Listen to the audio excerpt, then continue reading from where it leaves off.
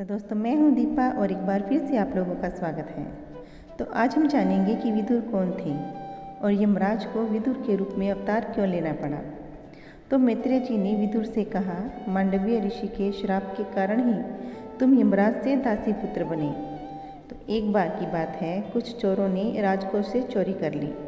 चोरी का समाचार फैला। राज कर्मचारी चोरों की खोज में भागे, चोरों का पीछा किया। चोर घबरा गए।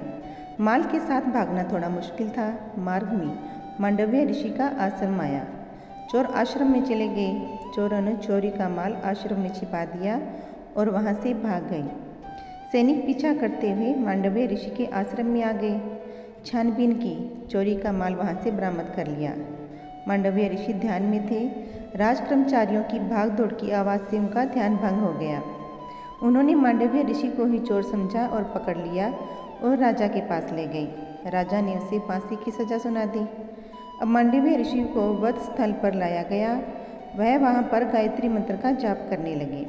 राज कर्मचारी उन्हें फांसी देते, लेकिन मांडव्य ऋषि को फांसी ना लगती। कर्मचारी और स्वयं राजा भी हैरान था। ऐसा क्यों? फांसी से तो कोई नहीं बचा, लेकिन इस ऋषि को फांसी क्यों नहीं लग रही? आखिर इसका कारण क्या है? यह निश्चित ही कोई तपस्वी है। राजा को पश्चाताप हुआ। ऋषि से क्षमा मांगी। ऋषि ने कहा, राजन, मैं तुम्हें तो क्षमा कर दूंगा, लेकिन यमराज को क्षमा नहीं करूंगा। उनसे पूछूंगा मुझे मृत्युदंड क्यों दिया गया, जब मैंने कोई पाप नहीं किया था। मैं न्यायाधीश यमराज को दंड दूंगा। और अपने तपोबल से मांडव्य ऋषि यमराज की सभा में पहुंच गए। यमराज से पूछा, यमराज, जब मैंने कोई पाप नहीं किया था तो मुझे मृत्युदंड क्यों दिया गया? मेरे किस पाप का दंड आपने दिया? ऋषि के पूछने पर यमराज भी हिल गए। यमराज ऋषि से डरे नहीं, ऋषि के तप साधना से डरे। तब से ऋषियों की देह और वचन पवित्र हो जाते हैं, इसलिए जो वह कह देते हैं वह सच हो जाता है। तप भी व्यक्ति को पवित्र करता है, भक्ति ही आदमी को पवित्र करती है।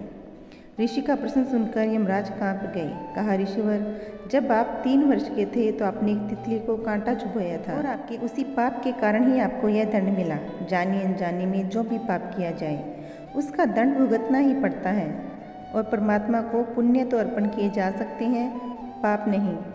मांडव्य ऋषि ने कहा, शास्त्र के अनुसार यदि ज्ञानवश कोई मनुष्य पाप करता है तो उसका दंड उसे स्वप्न में दिया जाना चाहिए, लेकिन आपने शास्त्र के विरुद्ध निर्णय लिया।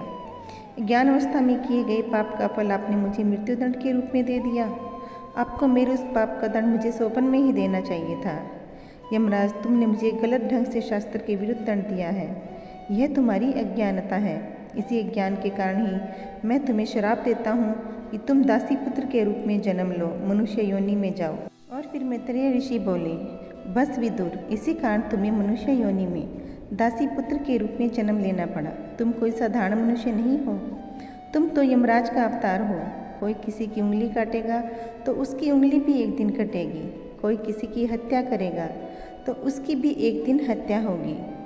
बचपन में ऋषि मांडव्य ने तितली को कांटा चुभोया था, इसीलिए सूली पर चढ़ना पड़ा, और यदि तितली मर जाती तो ऋषि को भी मरना पड़ता। अगर आप लोगों को आज की कहानी पसंद आई है तो इसे शेयर और लाइक अवश्य करें, और चैनल को सब्सक्राइब करना बिल्कुल ना भूलें। आप लोगों से फिर मुलाकात होगी। जय श्री राम। राधे राधे।